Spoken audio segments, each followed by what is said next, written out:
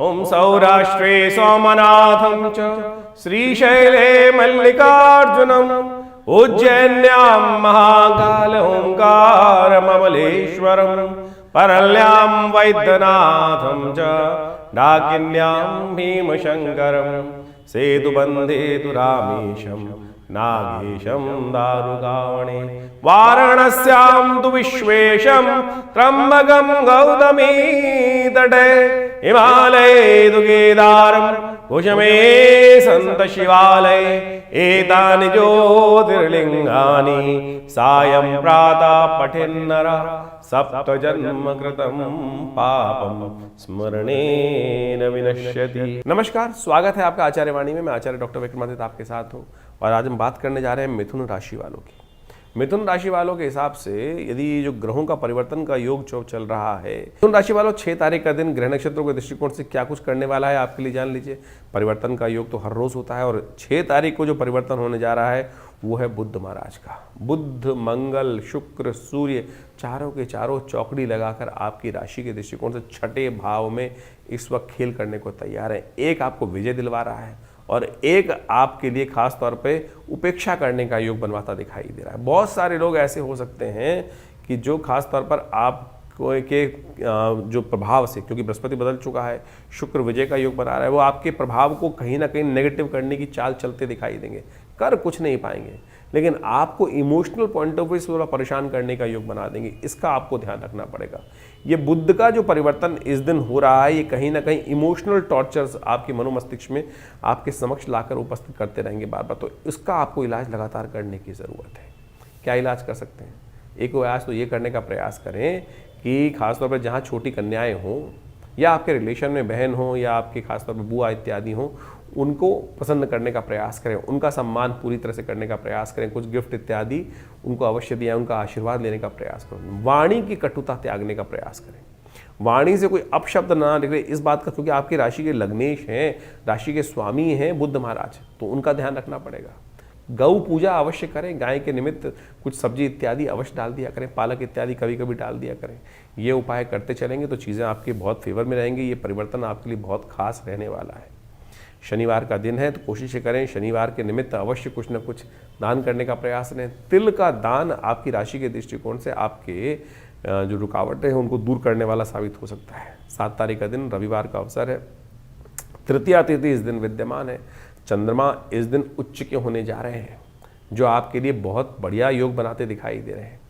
और आपकी राशि के दृष्टिकोण से देखें तो इस वक्त मंगल का भी परिवर्तन होने का योग है। मंगल अपनी शक्ति को थोड़ा गेन करते दिखाई दे रहे हैं, मूल नक्षत्र में प्रवेश करते दिखाई दे रहे हैं। केतु का नक्षत्र है और कहीं ना कहीं थोड़ी सी लाइट इसमें आने के योग बनते दिखाई देंगे। जो कमज़ोर है, अस्त अवस्था में है, लेकिन क्या है, बैटरी में थोड़ी सी जान, मंगल की बैटरी में थोड़ा जान केतु के नक्षत्र में प्रवेश होने से कहीं ना कहीं प्राप्त होने के योग अवश्य बनते दिखाई दे रहे हैं। तो ऐसे में आपकी राशि के दृष्टिकोण से ये परिवर्तन बड़ा सहायक सिद्ध हो सकता है। सूर्य के कारण से मंगल इन दिनों अस्त चल रहे हैं और सूर्य इन दिनों आपकी राशि के अनुसार से बहुत अच्छी अवस्था में नहीं है और जो शारीरिक दौर्बल्य देने का योग बनाते हैं। थोड़ा सूर्य की रोशनी में अवश्य बैठें। सर्दी आ गई है थोड़ी थोड़ी, तो ऐसे में कोशिश करें थोड़े सूर्य की रोशनी को अवश्य सुबह उदित होते सूर्य का दर्शन कर लें। हो सके तो हम सूर्य का मंत्र जब सूर्य को अर्घ अवश्य देने का प्रयास करें। ये उपाय लगातार करने से कहीं ना कहीं आपके लिए सहायता सिद्ध हो सकती है। जो ओवर एज लोग हैं देखिएगा उनका कहीं ना कहीं विटामिन डी कम आएगा इन दिनों। उसको ठीक करने के लिए कोई और दवाई नहीं चाहिए। सूर्य की रोशनी में थोड़ी देर बैठे, जो आपके ग्रहों का उपचार भी ठीक करेगा, शारीरिक दौर्बल्य को भी ठीक करने का रास्ता देगा आपके लिए। 8 तारीख का दिन सोमवार का अवसर है। चतुर्थी तिथि विद्यमान है। दिन आपके लिए काफ़ी अच्छा दिखाई देता है, शुभ दिखाई देता है। चीज़ों को ठीक करने के लिए चीज़ें अच्छी तरह से आपके आगे जाने के योग बन रहे हैं। इस दिन जो भी कार्य करें बड़ों का आशीर्वाद लेकर करने का प्रयास करें। सोमवार का अवसर है। शिव पार्वती का आशीर्वाद, माँ का आशीर्वाद। ऐसे में कोशिश ये करें, एक उपाय अवश्य रूप करने का प्रयास करें। खीर बनाकर उसका भोग लगाएं और फिर उसको माँ से प्रसाद रूप में ग्रहण करने का प्रयास करें।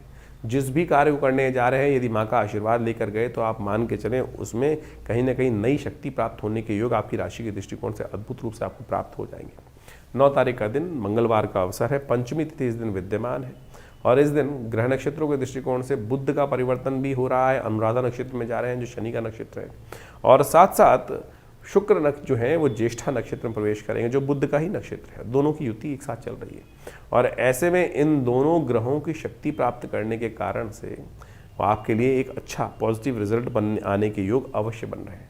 लेकिन थोड़ी मंगल को ताकत दीजिए। मंगल इन दिनों अस्त अवस्था में है, यदि उनको ताकत नहीं दी तो फिर कुछ नहीं होने वाला है।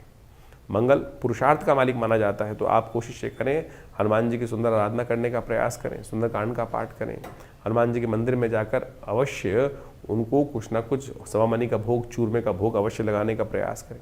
हमने विवेकानंद योगाश्रम में इस दिन सुंदरकांड का पाठ रखा ही हुआ है। जो दिल्ली में रहने वाले लोग हैं वो सिद्ध हनुमान जी की मूर्ति के समक्ष मनोकामना सिद्धि मंदिर में आकर यदि हनुमान जी के समक्ष अपनी मनोकामना रखेंगे तो हमने ऐसा देखा है। हमने यहाँ तक देखा कि इस मंदिर के अंदर जो आचार्य केशव देव जी के द्वारा प्रतिष्ठित मूर्ति है, जिनकी शादी नहीं हो रही थी, उन्होंने आगे हनुमान जी को चोला चढ़ाया और वो कुछ ही दिन में हनुमान जी की कृपा से वो मनोकामना सिद्धि का योग भी बना। ऐसे ही बहुत सारे अलग अलग प्रकार के कार्य हैं जो हनुमान जी की कृपा से पूर्ण हो जाते हैं। जाकी रही भावना, जैसी हरि मूरत देखे तिन तैसी। तो कोशिश करें हनुमान जी की कृपा अपने जीवन में उतारने का प्रयास करें। आपकी राशि के दृष्टिकोण से बात कर लेते हैं 10 तारीख की। तो 10 दिसंबर के दिन ग्रह नक्षत्रों का योग जो मिथुन राशि वालों के लिए बन रहा है वो दिखाता है खास तौर पर आपकी राशि के दृष्टिकोण से पुरुषार्थ से लाभ होने के योग बन रहे हैं। जितना पुरुषार्थ उतना लाभ अवश्य आपकी राशि के दृष्टिकोण से बनने के योग बनते दिखाई दे रहे हैं। ऐसे में बाहर के लोग थोड़ा सा परेशान करने के योग दे सकते हैं, इसलिए थोड़ा स्वार्थी होकर काम करने का प्रयास करें। इस दिन वरुण ग्रह, जिनको नेपच्यून कहा जाता है, वो मार्गीय होने की तरफ जा रहे हैं और ये एक बहुत इंपॉर्टेंट ग्रह है जिसको लोग भूल चुके हैं।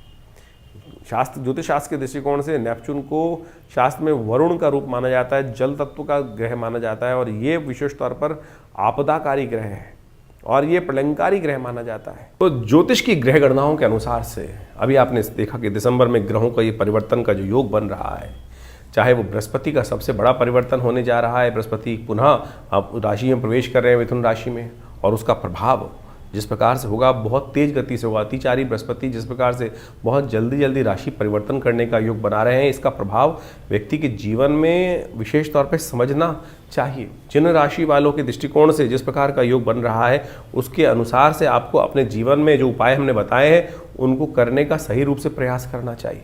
सत्य माने ये ग्रहों की गणना जो है वो वास्तविक तौर पे आपके जीवन में ऐसा प्रभाव डालती है जो आपकी राशि के अनुसार से आपको समझ में आया है। और इस राशि के अनुसार से यदि नेगेटिव प्रभाव है तो उसको ठीक करने के लिए जो उपाय सरल रूप से हमने आपके समक्ष उपस्थित किए हैं, समय समय पर उसको अवश्य करते रहना चाहिए। जैसे इन दिनों हमने आपको बहुत सारे जो तिथि के अनुसार से योग बताए हैं उन सबको अच्छे से समझ लें। सत्य माने ये पिशाच मोशनी जो तिथि आई थी उसके अंदर मैंने ऐसा प्रत्यक्ष रूप से देखा जो आपको अनुभव बताया है। हमने एक नहीं अनेक योग इस प्रकार के देखे हैं जो जिस प्रकार से तिथि के अनुसार से, शास्त्र के अनुसार से जो उपाय व्यक्ति कर लेते हैं तो उसके द्वारा जीवन में कष्टों का निवृत्ति का योग बन जाता है। नहीं तो भयावह जीवन है, चलता रहता है। देखिए बड़े भाग्य से मानुष तन पाया है। 84 लाख योनि के बाद इन सब से भटकते हुए हमने बड़ा श्रेष्ठ समय प्राप्त हुआ, हमको ये सुंदर कार्य करने का, सुंदर भोगों को प्राप्त करने का योग बना। लेकिन फिर भी यदि हमारे जीवन में कुछ ना कुछ हम उसको वैज्ञानिक तौर पर चीज़ों को समझकर परिवर्तन ना लाएं तो फिर ये समय जो है व्यर्थ रूप से गंवा देंगे। इसलिए परिष्कृत पद्धति से भारतीय संस्कृति के ऋषि मुनियों ने हर चीज़ का निदान, सकल पदार्थ है जग माही, कर्महीन पुरुष पावत नाही। तो इस बात को समझते हुए तो बड़े मुश्किल से जो बड़े भाग्य मानुष तन पाया है, इस समय को यूटिलाइज करने का हमें प्रयास करना चाहिए। चीज़ों को परिवर्तन करने का प्रयास। ऐसा कोई चीज़ नहीं है जो व्यक्ति अपने कर्म के द्वारा परिवर्तन नहीं कर सकता। हमारे पुराण, हमारे शास्त्र, हमारी कथाएं इस बात को विशेष तौर पर समझाने का प्रयास करती हैं कि कैसे कैसे लोगों ने अपने जीवन के उन कष्टों को निवृत्त करने के योग बनाए, कष्टों को दूर करने के योग बनाए, कर्म से बनाए हैं और भगवत भजन से बनाए हैं। तो यही वो जो टेस्टिमनीज हैं, जो विशेष तौर पर कथाएं हैं, वो सत्य कथाएं हैं वो, और किन किन के जीवन में कैसे कष्ट आए उनसे निवृत्ति के योग बने। तो आप समझें इन समय के अनुसार से, इन ग्रहों के परिवर्तन के अनुसार से आपके जीवन में जो ये कष्ट चल रहे हैं और सही रूप से उपाय सही रूप से कर लेने चाहिए।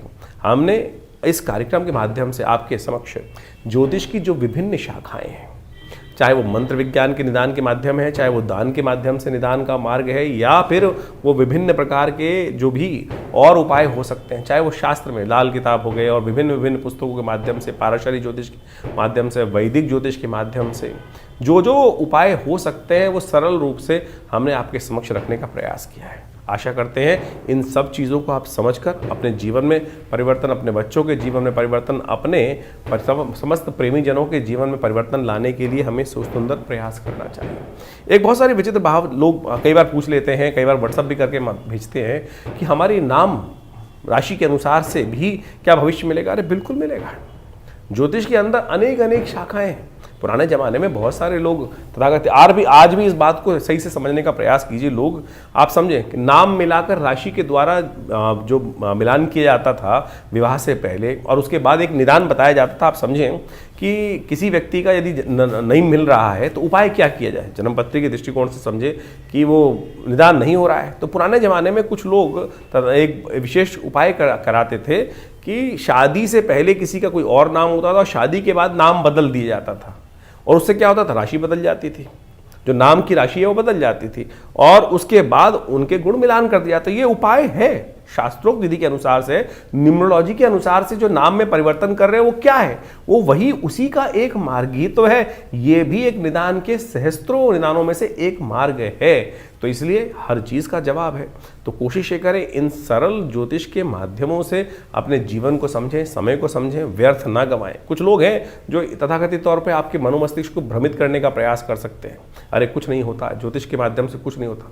लाखों लोगों ने अपने समय को समझकर परिवर्तन के सुंदर योग बनाए और हम नित्यपति देखते हैं, लोग आते हैं, कष्ट चल रहा होता है और वो भार को काटने के लिए मंत्र का अनुष्ठान, दुर्गा सप्तशती का पाठ, रुद्राभिषेक, विभिन्न मंत्रों के जाप, महामृत्युंजय हो गए, चाहे विभिन्न ग्रहों के पाठ किए जाते हैं तो भार कटता है। बिल्कुल कर्म का भाग कर्म के द्वारा ही काटा जा सकता है और पुण्य कर्मों के द्वारा तो भार बहुत जल्दी से कट जाता है। तो इसलिए इन सब आप जो उपाय आपके ज्योतिष के दृष्टिकोण से, आपकी राशि के दृष्टिकोण से, आपके जन्मपत्री के दृष्टिकोण से सबसे देखिए स्टेप बाय स्टेप समझने का प्रयास करें।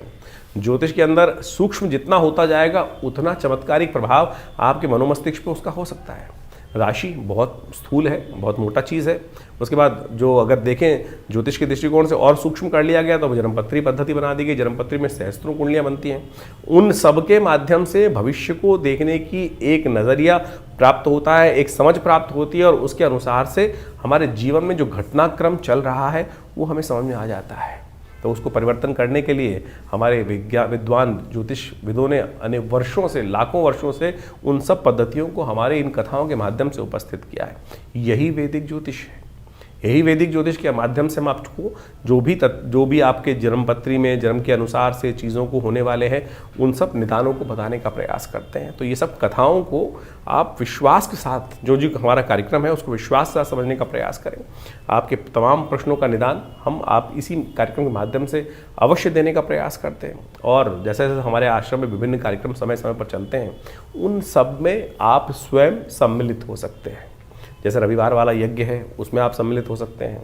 इसके अलावा मंगलवार को सुंदरकांड का कार्यक्रम होता है उसमें आप सम्मिलित हो सकते हैं।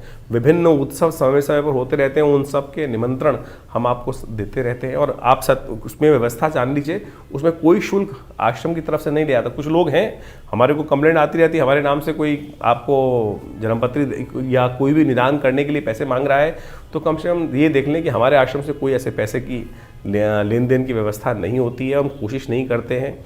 तो आप सरल रूप से आश्रम पे आइए। हर रविवार को हम स्वयं मिलते हैं आप सबसे और आपके प्रश्नों का निदान भी देने का प्रयास करते हैं। हाँ, ज्योतिष की जो जन्मपत्री दिखाने का शुल्क होता है वो जरूर आश्रम की व्यवस्थाओं को चलाने के लिए आवश्यक है, वो सब चाहिए भी होता है। और आप चाहें तो आप स्वयं सम्मिलित हों भगवती के इस यज्ञ में, विभिन्न कार्यक्रमों में जो ये विवेकानंद योगाश्रम की तरफ से हम चलाते हैं। हॉस्पिटल भी चला रहे हैं, एक बहुत बड़ा जो 100 बेड का हॉस्पिटल है विवेकानंद योगाश्रम हॉस्पिटल। प्राकृतिक चिकित्सा, योग, आयुर्वेद, फिजियोथेरेपी और बहुत बड़ा भी एलोपैथिक का भी विंग हम आश्रम में उन व्यवस्थाओं में जोड़ने का प्रयास कर रहे हैं। आप सबके में हम साथ का अपेक्षा भी करते हैं। आइए जुड़िए हमारी संस्था के साथ और जनमानस की सेवा में लगिए और परमात्मा के भजन में लगिए सत्य रूप से। और साथ साथ बहुत सारे और भी कार्य, चाहे गौशाला का कार्य आश्रम में चल रहा है, सदा व्रत का कार्य चल रहा है, यानी भंडारा भी चलता है, गरीबों को भोजन कराने की व्यवस्था होती है। हर महीने कम से कम आप मान के चले कि लाखों लोगों को, चाहे वो विभिन्न मार्ग से जो आयुर्वेदिक औषधियाँ हैं उनका वितरण कराने का हम प्रयास करते हैं। करीब करीब हमने जो अपनी व्यवस्था आश्रम की तरफ से देखी है तो करीब करीब हर महीने करीब हम 20 से 30 लाख रुपए की जो मेडिसिन्स हैं, दवाइयाँ हैं, जो विभिन्न हमारे को आश्रम में विभिन्न सहयोगों से प्राप्त होती हैं, वो सब पूरे क्षेत्र में हम वितरण करने का भी प्रयास करते हैं। सर्दियों में कपड़े, वस्त्र इत्यादि, गर्म वस्त्र इत्यादि वितरण करने का प्रयास करते हैं। गरीबों में खाने भोजन की व्यवस्था करने का प्रयास करते हैं। तो ये सब समाज के कार्य आश्रम की तरफ से चल रहे हैं। आप भी स्वयं इन सब कार्यों में जुड़ें। आप सबको जीवन में शुभ होगा, कल्याण होगा और आनंद के योग बनेंगे। धन्यवाद।